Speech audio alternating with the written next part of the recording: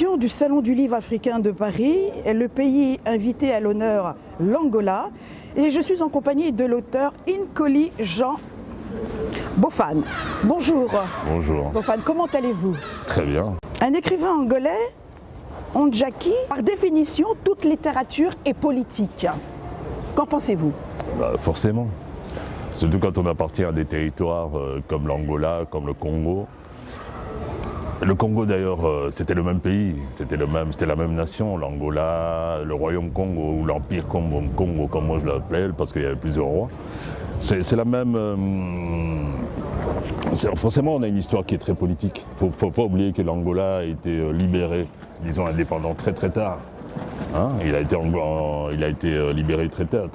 Ils ont sorti de la colonisation très tard.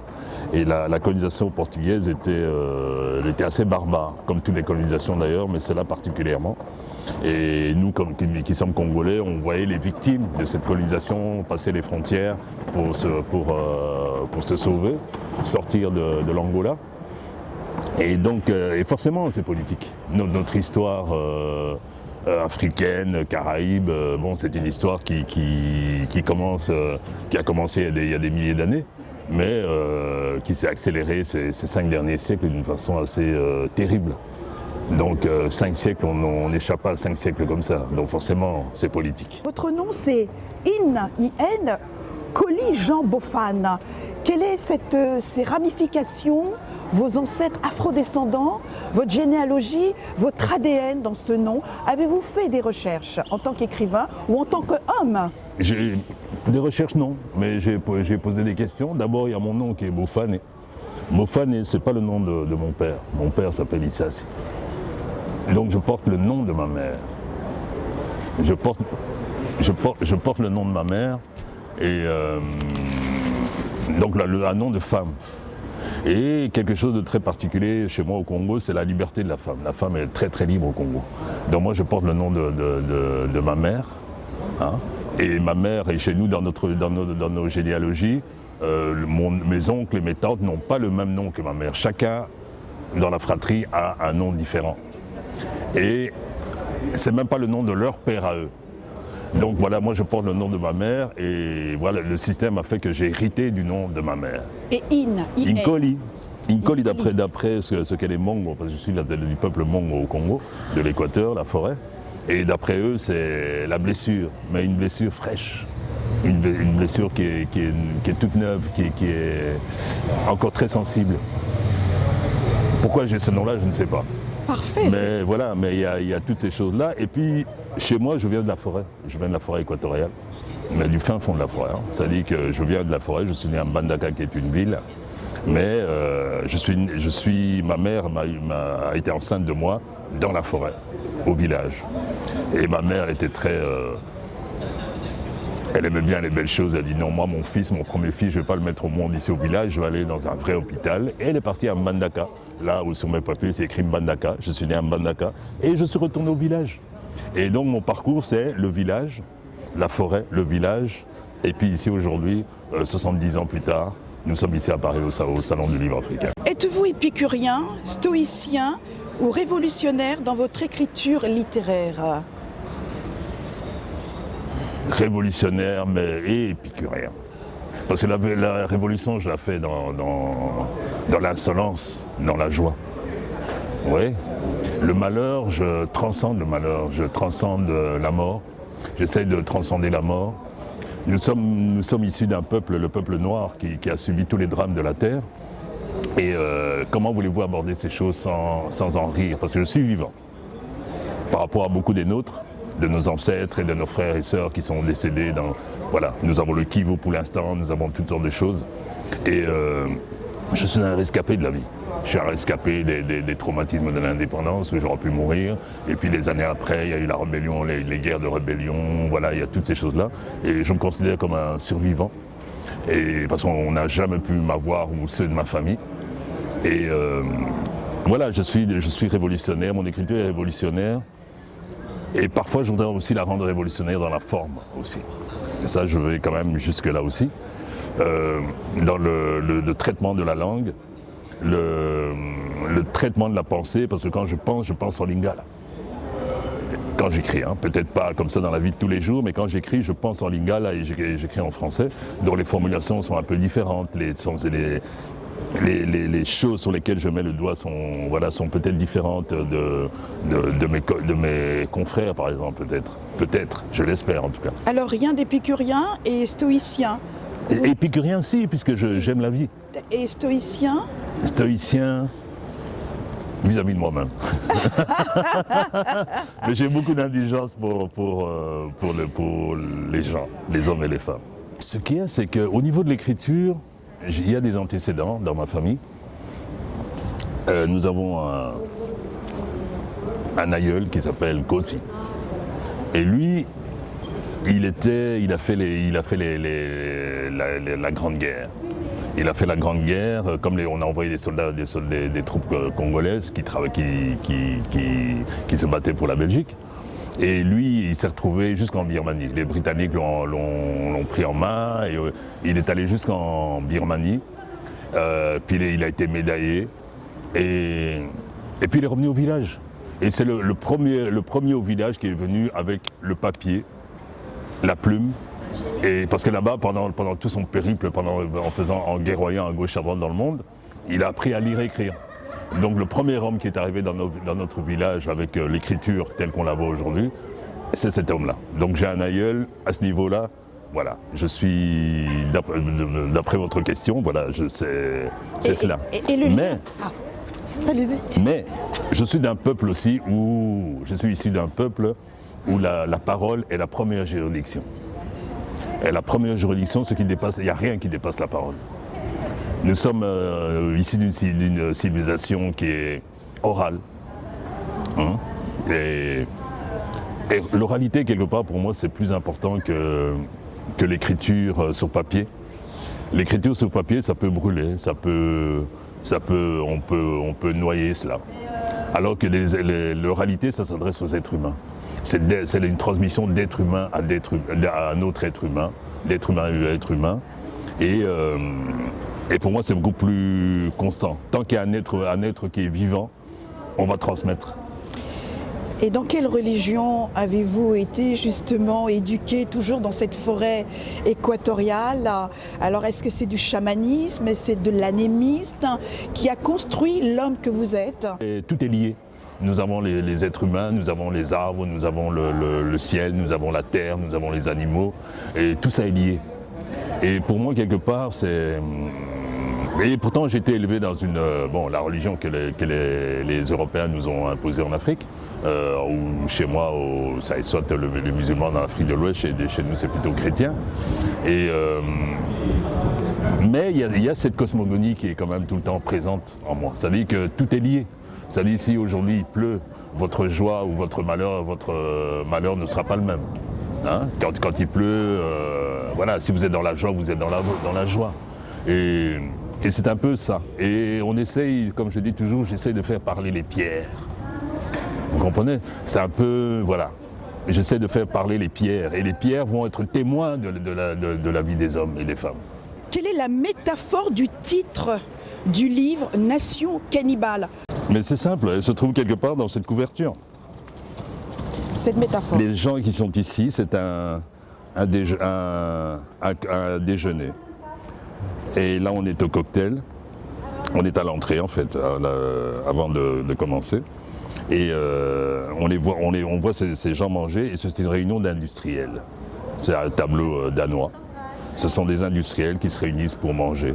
Et la nation cannibale, elle est gérée pour moi au XXIe siècle par ces gens-là. À l'époque, le Congo était encore à Léopold II. C'est le début de l'ère industrielle, et l'ère industrielle sans nous, les Africains, sans le Congo spécifiquement, avec le caoutchouc, le café, l'ivoire, toutes ces choses, toutes ces matières qu'il y avait à l'époque, sans compter les minéraux. Ce sont ces gens-là qui gèrent ça. Et cette nation cannibale, c'est cette nation d'aujourd'hui. Les nations d'aujourd'hui où les chefs d'État, les gouvernements sacrifient leur peuple. Et vous savez, j'ai un roman qui s'appelle Congo INC. La dernière phrase de ce roman, c'est Kinshasa, laboratoire du futur.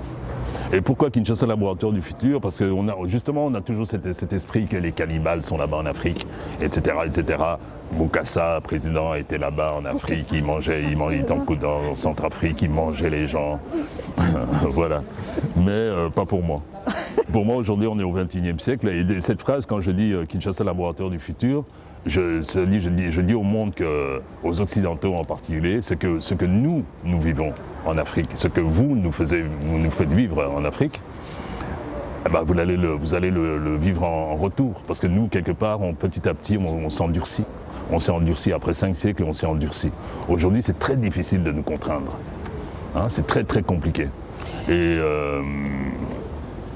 donc, quand ces gens-là, ces gens-ci, ne pourront plus exercer leur pouvoir, ou bien auront des difficultés à exercer leur pouvoir contre nous, bah, ils vont se tourner vers les gens qui sont autour d'eux. Autrement dit l'Occident. Et alors, avec cet Occident qui bouge, il y a aussi les outils de la contrainte, comme le Fonds monétaire international. Le Fonds monétaire international, à l'époque, il ne régnait qu'en Afrique. Et aujourd'hui, on commence à voir que le Fonds monétaire international commence à venir par ici. Les guerres par proxy en Ukraine, un chef d'État européen, Poutine en l'occurrence, qui est poursuivi au tribunal pénal international. Il y en a encore d'autres qui vont arriver au tribunal pénal international. Et ce sont des Blancs. C'est des choses qui ne s'étaient jamais vues. Donc tout est en train de se retourner contre l'Occident aujourd'hui. Moi, je vous parlais de tout ça avant. Bon, le livre est sorti l'année dernière, mais j'ai commencé à l'écrire quelques années avant. Et pourtant, j'avais cette vision-là. J'avais cette vision-là de cet Occident aujourd'hui qui est en train de tomber en ruine, en fait. On est en train d'assister à cela en direct. Ça, ici, je parle de qui? Je parle du Congo et je parle de Haïti. Je parle de Haïti. Autrement dit, les Caraïbes, qui sont des enclaves africaines. Que ce soit tous les pays des Caraïbes, ce sont des nations africaines, qu'on le veuille ou pas. Et cette identité, elle est toujours intacte. Et notre identité africaine, elle est toujours intacte, même là-bas. Moi, si j'ai choisi, par exemple, Haïti, c'est parce que j'allais de temps en temps en Haïti, mais la première fois que j'étais en Haïti, ça a été un choc, dans le sens que j'ai vu mon propre peuple là-bas. J'ai vu mon propre peuple là-bas sur cette île et je l'ai reconnu tout de suite. Et après, j'ai fait la recherche, c'était une intuition. Hein. Après ma mort, c'était une intuition. Et puis après, j'ai fait un peu de recherche scientifique et je me suis rendu compte que oui, qu'à partir de 1850, il y avait, 1750, il y avait une majorité d'esclaves Congo en Haïti. Donc, pour des raisons X, parce qu'ils préféraient les esclaves Congo aux autres esclaves, mais que j'explique dans le roman. Et donc voilà, nous en sommes là. Autrement dit, notre identité, après 400 ans d'esclavage pour Haïti, on n'a toujours pas réussi à briser cette identité. Peut-être que ceux qui sont issus de ces territoires-là ne le voient peut-être pas, parce qu'ils sont dedans et qu'ils le vivent en temps réel. Mais pour moi, qui suis étranger, qui viens de loin, qui viens de l'autre côté de l'Atlantique, j'ai retrouvé mes frères. Et ce qui est terrible pour nous, quelque part, quand on aborde nos frères des Caraïbes, à Caraïbes, Amérique latine, il y a des choses qu'on dit, oui, certains chefs ont vendu. Mais moi, actuellement, on voit qui quand on voit les Caraïbes? On voit nos enfants qui ont été enlevés. On voit nos enfants qui ont été enlevés et qui ont été déportés à des milliers de kilomètres. C'est tout ce qu'on voit, nous. Nous, on voit que ça. Nous, il y a une espèce de... Je crois que pour nous, il y a toujours une émotion particulière quand on part dans les Caraïbes. Parce qu'on reconnaît vraiment on reconnaît nos enfants. C'est notre sang. C'est nos comportements, c'est nos façons de réagir à la vie. Et voilà, tout se retrouve là-bas. Quel est l'écrivain qui a suscité en vous le fait de dénoncer dans toutes vos écritures ce que vous dites? Le premier écrivain que j'ai lu, j'avais 10 ans. J'avais 10 ans, c'était pendant la guerre de rébellion au Congo, en 64. Je me suis retrouvé tout seul, mon frère et ma soeur les envoyaient en Europe puisqu'il y avait la guerre et que les combats n'étaient pas loin. Dans cette petite bourgade, seul avec mes parents, dans une ambiance de guerre, Et le vieux, pour m'alléger un peu l'esprit, il a commencé à me lire des textes. Il a commencé par me lire les Mille et une nuits. Et puis après quelques semaines, il m'a mis mon premier roman en main. Et j'ai choisi Zola. Parce que Zola, c'est un nom congolais qui signifie chez le peuple Congo, qui signifie amour. Ah bon? Et donc moi j'étais persuadé que cet écrivain-là était congolais. Hein?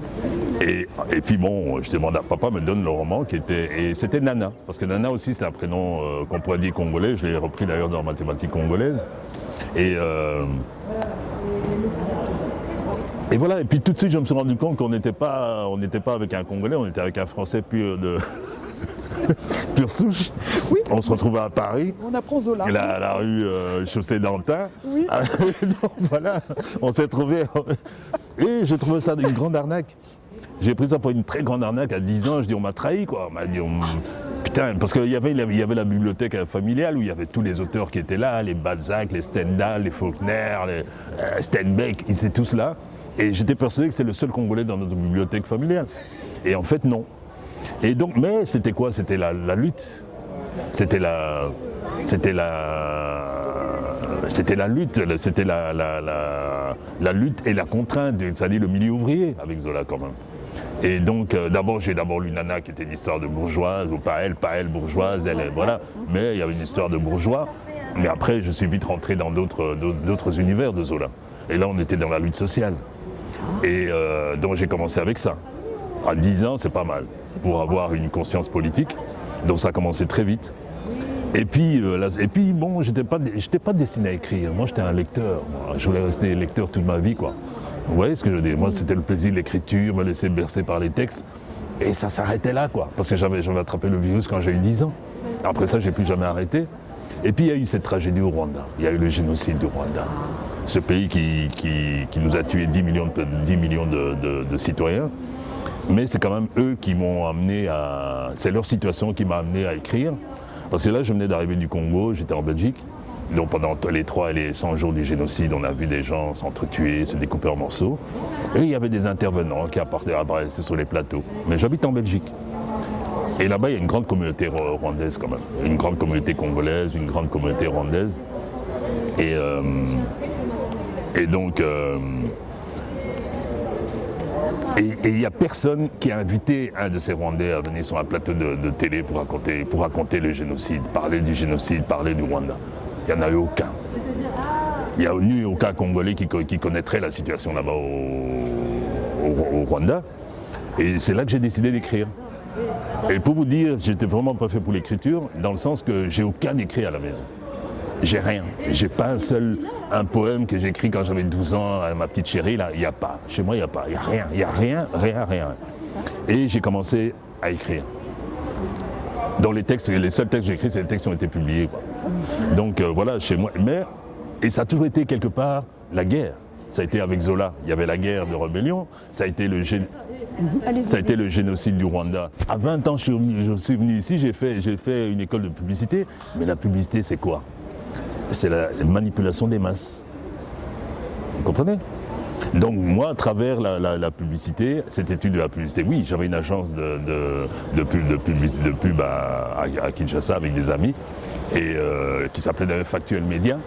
Donc c'était la publicité factuelle, c'est des faits. On ne parle pas dans la manipulation, on est dans les faits. Et aujourd'hui, je suis plutôt politique, parce que c'est la manipulation la plupart du temps. Donc ça dit, chez moi, les manipulations, on ne peut pas me les faire. On ne peut pas me les faire parce que c'est mon boulot. J'ai appris toutes les techniques de manipulation. Vous comprenez? D'accord. Quand Colin Powell est arrivé avec ses fioles et ses schémas de camions, 3 camions, vous mettez ensemble, vous avez une arme de destruction massive. Okay. Moi, j'avais écrit la même chose. Il y a une scène dans Mathématiques congolaise qui disait exactement la même chose. Et il y a des protagonistes qui montrent une image et l'autre il dit « Ouais, mais qui va croire que ce sont des détonateurs ?» L'autre lui répond « Mais qui a déjà vu un détonateur ?» Quand on nous a montré une arme de destruction massive, qui a déjà vu une arme de destruction massive? Personne. Donc il faut nous raconter ce qu'on veut.